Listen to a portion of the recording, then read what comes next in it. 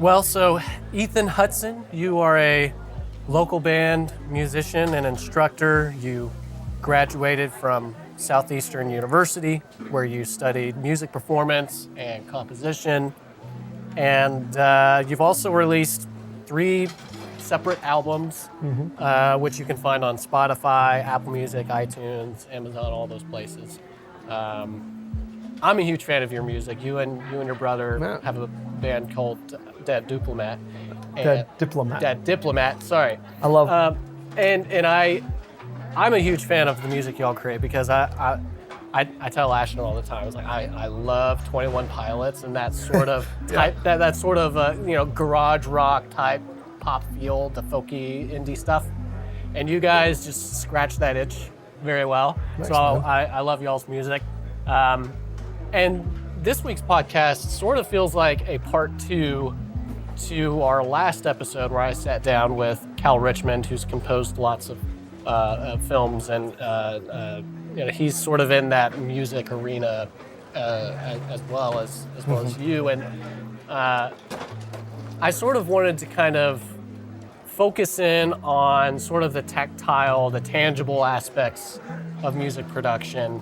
And you're just sort of knee deep into that whole world from different angles. You do a whole variety of different things. So while you have this sort of bird's eye view on music production, you're also neck deep. So you just have this very wide and deep perspective on music. And I would love to sort of jump into those things. But I want to lay a groundwork first and just sort of ask you, why? Like, what got you into music? Why is this the thing that you spend your time doing? Yeah. First of all, thanks for having me. This is exciting. Absolutely. Thank you for coming on. Yeah. I grew up with a music family, but specifically my grandfather. So he taught me piano. He was a concert pianist. He'd bring me on shows, and I'd do stuff with him. I had done other things as well. I mean, dance and acting and actually story writing. I was very interested in story writing as well, but by the time I was college age, things kind of landed that it became pretty clear music's gonna be the thing I need to focus on. And I'm now kind of moving back towards, I was telling you before, I'm back in with theater. I'm gonna be teaching acting next year. So I'm kind of coming back around to the story side of things, and I have some dreams of writing certain things, but breaking into the film industry feels impossible. Every aspiring filmmaker knows the struggle. Years of passion, countless hours studying cinema, and yet no clear path forward. The industry feels like a locked door and no one is giving you the key. I know that feeling because I've lived it. I grew up captivated by Star Wars, Lord of the Rings, Pulp Fiction, Taxi Driver, so on and so forth. I went to film school expecting to walk out with connections and career opportunities. Instead, I graduated with 0 leads and a sinking feeling that my dream was slipping away. Everything changed when I uncovered the key lessons every successful filmmaker eventually learns, but no one is talking about. These lessons aren't found in film school or industry gatekeeping blogs. They came from real filmmakers doing the work, people who have found ways to break in, build careers, and make films outside the Hollywood machine. That's why I created my podcast, interviewing filmmakers from Bradenton and Sarasota who have actually made it happen. They're working, thriving, and proving that a career in the filmmaking industry is possible. Now I'm inviting you behind the scenes. Join my Patreon and get exclusive, unfiltered access to the knowledge and insights that can help you forge your own filmmaking path. Full-length, uncut podcast interviews are available with working filmmakers sharing their real experiences, struggles, and successes. There's going to be in-depth critiques where I break down storytelling, cinematography, and filmmaking techniques in some of my favorite films. There's going to be behind-the-scenes updates on my book, The Lodestar Manifest. There's also going to be a 7-day free trial for anybody who wants to try my Patreon out. There's also opportunities to explore an exclusive one-on-one collaboration with myself where I'll personally watch your film or read your script and give you practical, actionable feedback to elevate your work. If you're serious about filmmaking, this is where you start. Join now and let's create old stories today. Go to patreon.com/Zach Golden.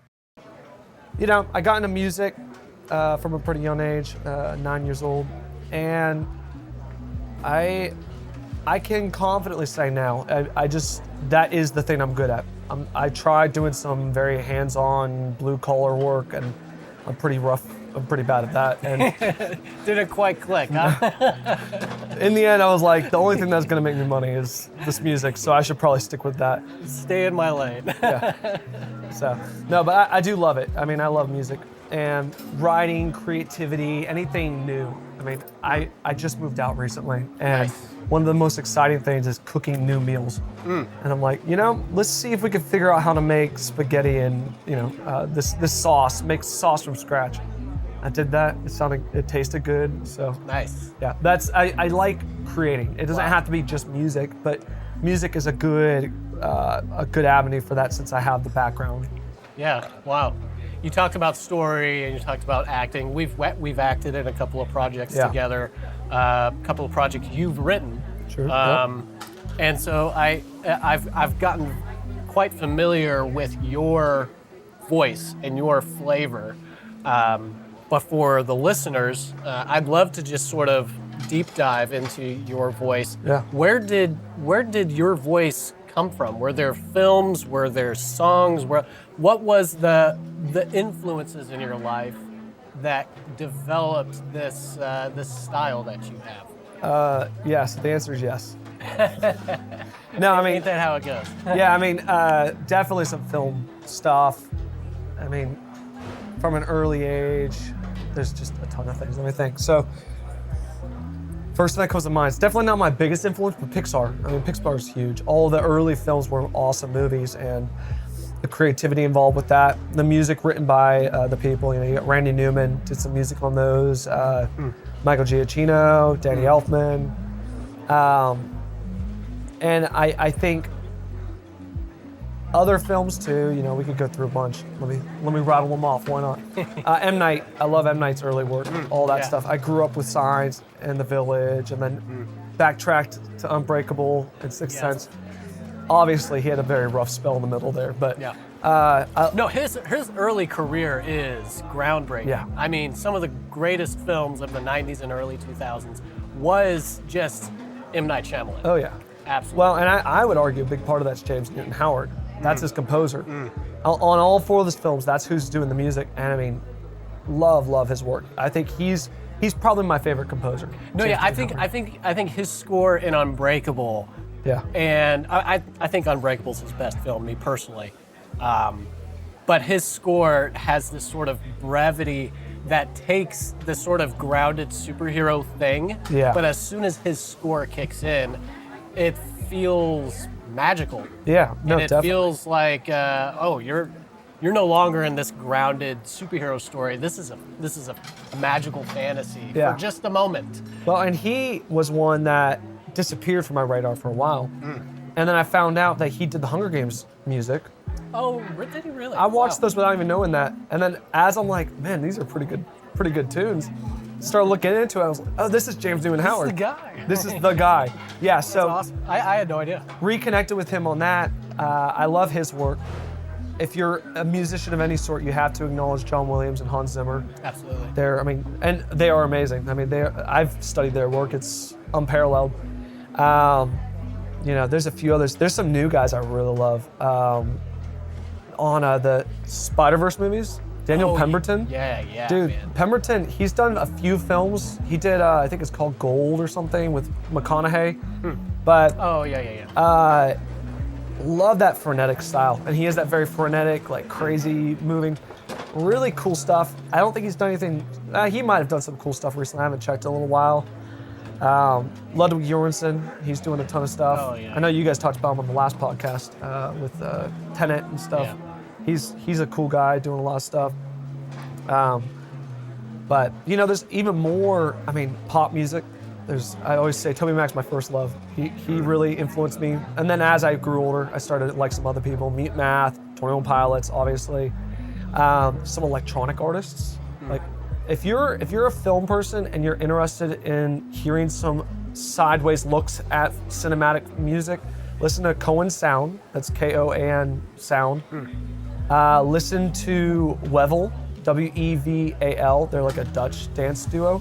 They're not cinematic at all, but they've got they came from sound design background. Oh, interesting. Wevel, there's a few other guys. I'm not thinking of them on the top of my head. Go-Go Penguin's like a jazz group that's interested in film, but they're just jazz. And they do kind of cool, like, it's electronic music, air quotes, but it's only the acoustic instruments. So they're cool. Interesting. And then I would also always say to people, if you're going to look at influences, who influenced John Williams? It would be the classical composers. Yeah. Because he didn't have guys before him. There's a few guys, but mostly it was classical. Gustav Holst and his Planets album. I mean, gosh. Holst, Prokofiev is a big one. Stravinsky, he did Rite of Spring. That was a very seminal project. If you're gonna write music that's modern music, you want to listen to him. You want to listen to, Prokofiev, Bartok. Schoenberg is huge because he was the guy that created what we call a 12-tone system, which is atonal music, and all the modern music's using that. If you think about like, I can't think off the top of my head. I mean, even Star Wars is using a bit of atonality influence. Even any horror movie. If you want to write a horror flick, you need to know how to do atonal music. It's going to be necessary. How would you define atonal music? What is that? I mean, there are very specific rules. I mean, it's last level theory. When you go to college, it's the last thing you learn. But essentially, you want to avoid, for the musicians out there, you want to avoid perfect fifths because that roots you on a note. Your whole goal is to make it so that there's no note that you can hang your hat on, right? Most music has what we call a tonic, or the tonal center. And then some have a few tonal centers, and then some have a ton of tonal centers. And then there's certain types of music that they are absolutely trying not to find that at all. So Schoenberg developed something called a 12-tone system, which is you have to play every single note within the scale, so that's 12 notes, before you play any note again. And then you have to avoid perfect fifths. You have to avoid perfect fourths. If you follow these rules, you're gonna make it so your music does not sound like it has a tone. And so, those types of rules are very useful if you're going to create something like a horror flick, which is meant to feel uneasy and, Oh, yeah. Yeah.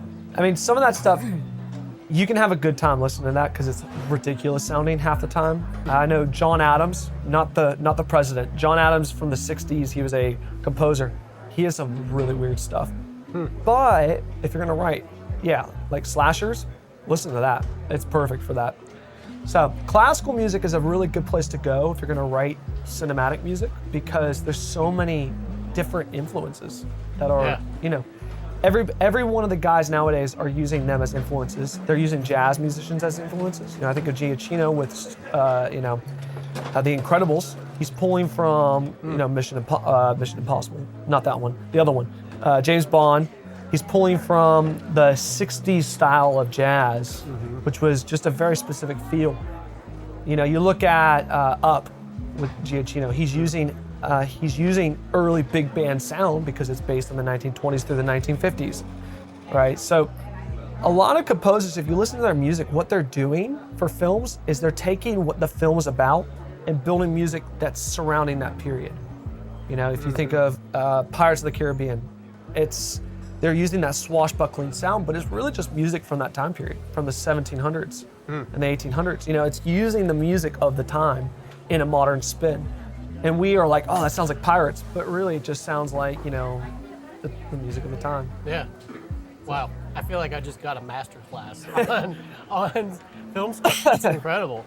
But that's also what you do. Like as an instructor, I imagine you have these sort of conversations quite a bit. Yeah. And I imagine, I don't know what you specifically specialize in as an instructor. What sort of things do you cover? Yeah, I mean, I try to be very wide, have a lot of options. And I pride myself in when I get students, I say to them, we're gonna be able to do what you wanna do. Because I've had students who wanna write music. And it's funny, I've had a student, we went a month without playing the piano. We just sat and talked for a month because part of writing is very philosophical and you got to think through your ideas and you don't necessarily need to play the piano to do that. You can write your music without a piano. And so I've done that with them. I had somebody who really wanted to learn some jazz stuff. We're doing jazz. I've had somebody who's want to learn full classical. So we're moving all the way up in the classical world. And so I want to be open to all of them. I'm also teaching a songwriting class, a pop songwriting class. So I am dabbling in that world too. But the truth is, I mean, all creativity is the same. The process is the same. How do I write a film? Well, it's the same way you're gonna write a piece of music. Because it's not the technique, you gotta learn the technique. But after you learn the technique, it's all about, well, how do I capture creativity? How do I capture inspiration? And then funnel that into the right environment where it's gonna create what I wanna create. Absolutely. So. I totally agree with that. So so we just talked about how wide, the plethora of things that you offer as an instructor. And you just mentioned that there are commonalities between writing music and writing a script, and ultimately all creativity is the same. I think I subscribe to that. I think that's very true. So that said, I imagine there are times when you're with a student and maybe they're studying one thing and another student's learning something completely different, but it's somehow musically related. Yeah. I imagine there's times where both of those students learn the same idea or the same thing. Yeah. In their growth as a musician, as an artist. Yeah. What would you say are some commonalities in the things that they pick up on? Maybe it's something practical and tangible, or maybe it's something philosophical. Like what would you say are some of those common denominators in their growth? I mean, every student I work with, I have to get them to learn. It takes a while. This is hard. Students often come in thinking, oh, it's gonna be fun. I'm gonna learn how to play piano, or we're gonna write pop music. We did a music video for this class this year, and I'm expecting next year to get a lot of kids that are like, I want to do that music video. But in the process of making that music video, it took 9 months of creating, and we had some classes where it was rough. I mean, we're just sitting there trying to come up with one word for this song, and I didn't let them leave. It's like, and so they're often, it's you work with a kid, and you get them to step up a level in their effort. So it's like, all right, you've been practicing 15 minutes a day. That's awesome. But we want to do hard things. So let's go 30 minutes a day. And they get there. You're like, awesome, you got it. Now you want to do this, 45 minutes a day. And the goal is you have to keep stacking and stepping up until eventually the kid understands in order to be a great artist, you have to be a little bit obsessive.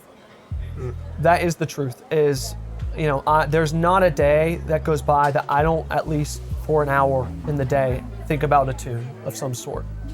And I'm going all day thinking about a song idea I've had the whole day and just working it out, mulling it and thinking, well, what lyric could I put here? What vibe could I go for? Could I go big here? Could I go small? What's this gonna mean? And the mulling process and the creation process takes obsession.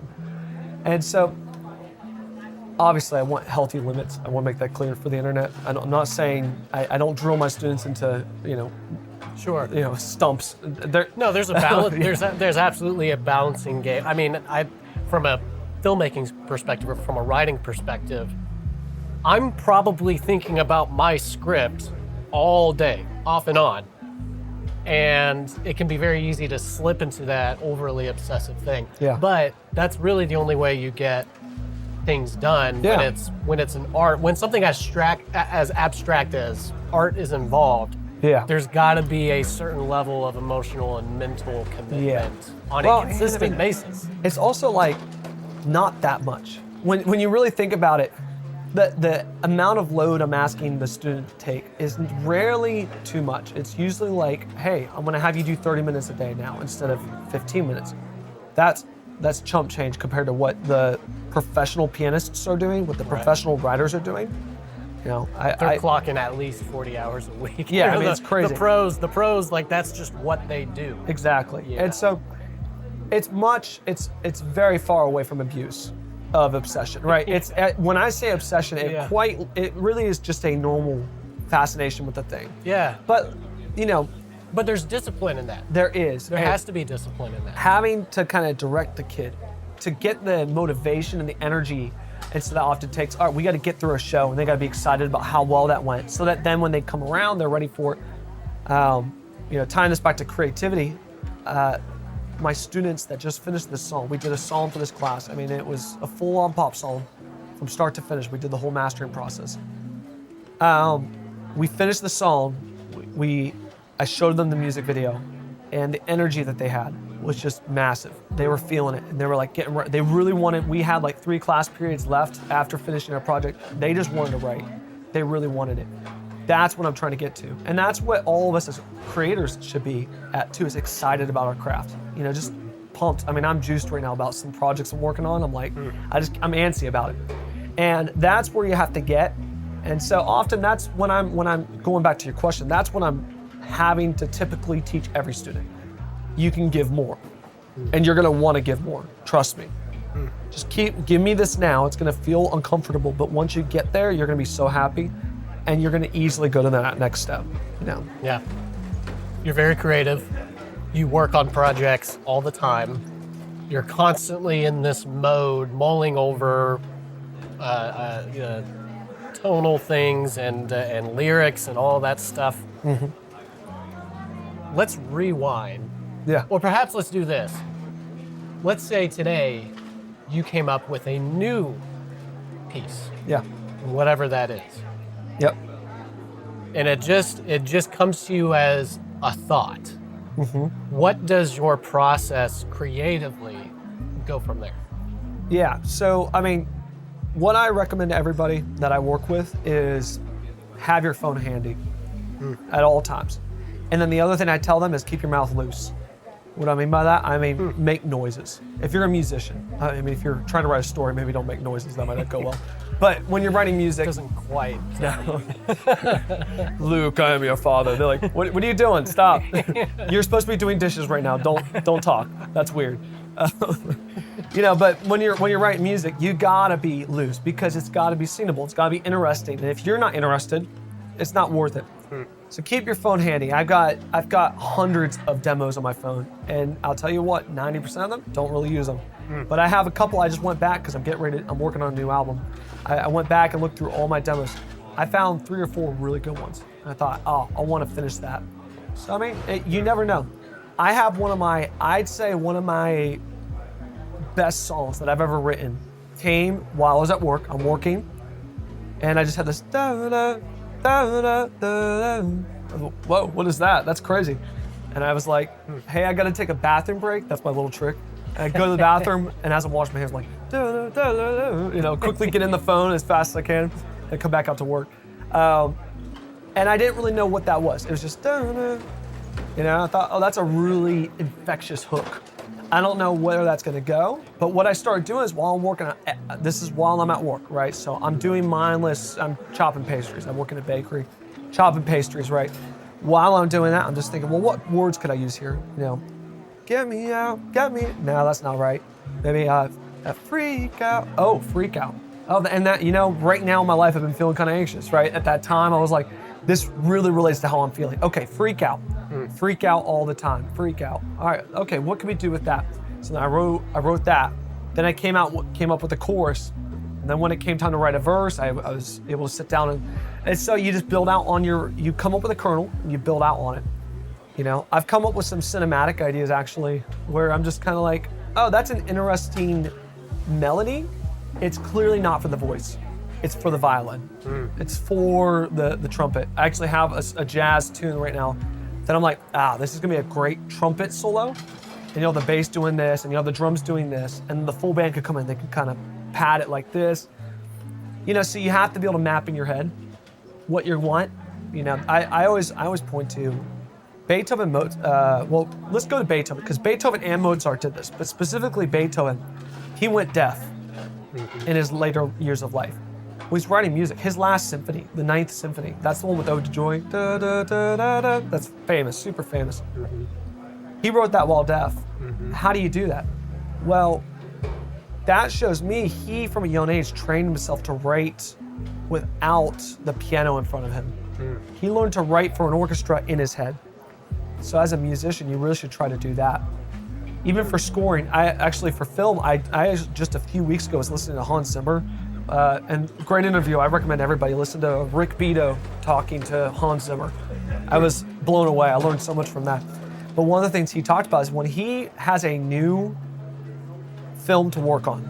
This is so cool. I thought this was amazing. He said he takes 2 weeks to write the main theme. 2 weeks. And what he does is he sits down at his computer.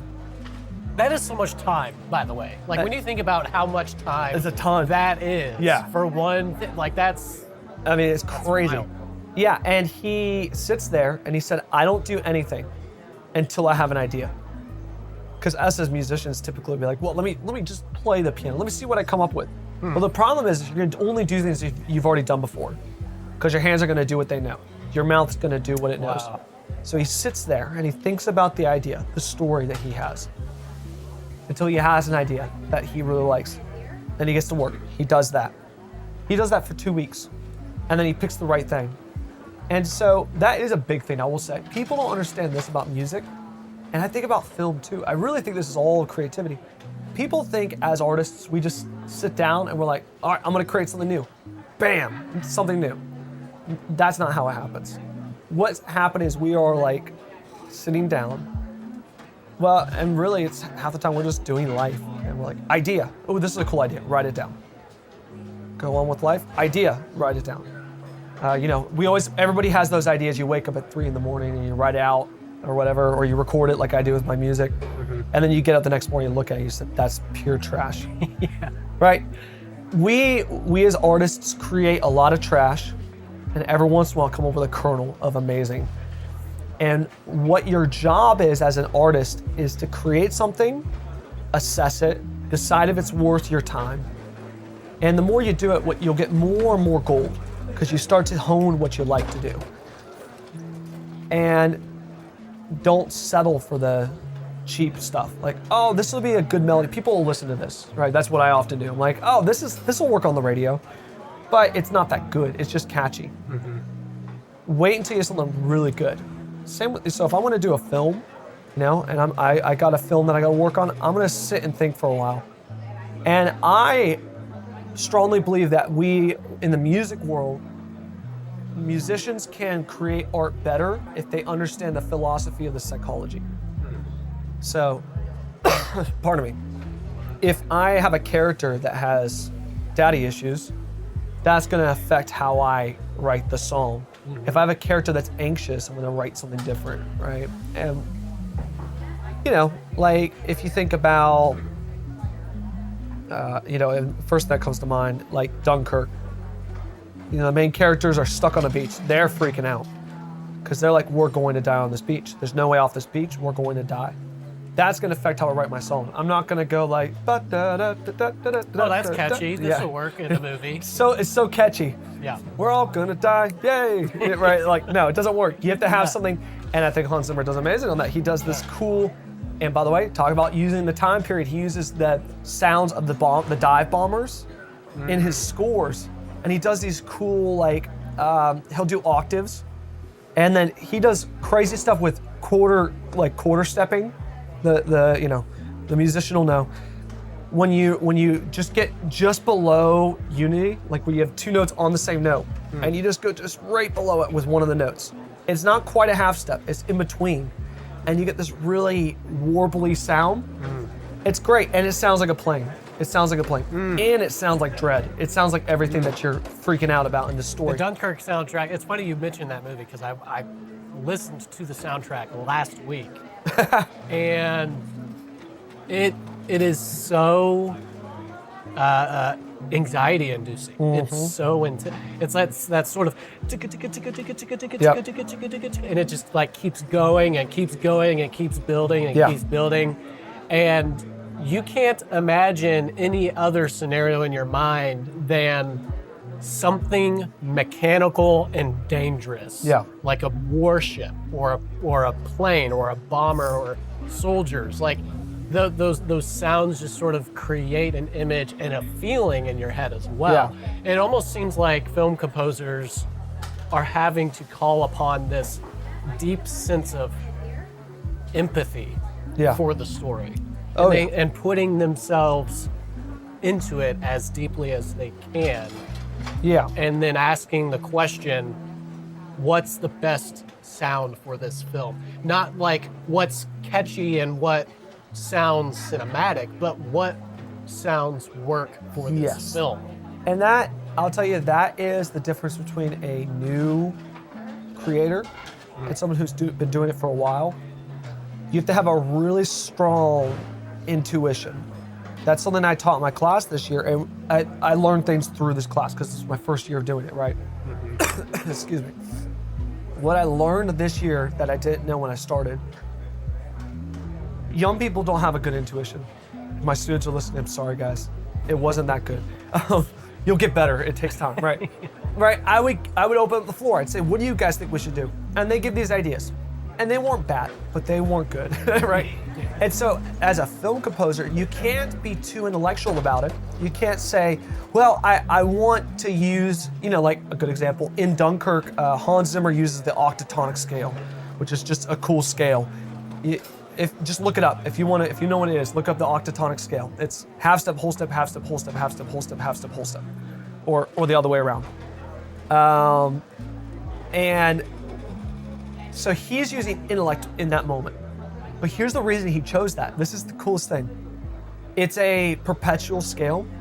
It has 8 notes within the scale, which most scales have 7. It has 8 notes. And what he does is he goes, da, da, da, da. Oh, yeah. Da. And if you listen, every time he goes it's one instrument. It's like your brass. And he goes up that scale. Da, da, da, da, da, da, da. Right, he gets up to the top. Mm-hmm. He adds a new instrument on the bottom, and he keeps going up. So the original instrument is still going up, and then he adds another instrument, and it keeps going up, and then he adds another instrument, and every time he adds a new instrument, well, that line is still going up and up and up and up and up. It causes a bit of perpetuity, and what he did with that, because he talks about it in behind the scenes and stuff, he used a shepherd tone as well. A shepherd tone is when you have a rising tone, and you fade out the top and bring in the bottom, and so it feels like what's happening is it's a constant rise. Mm-hmm. He did that literally with this scale. All right, that's very intellectual, right? That has nothing to do with intuition.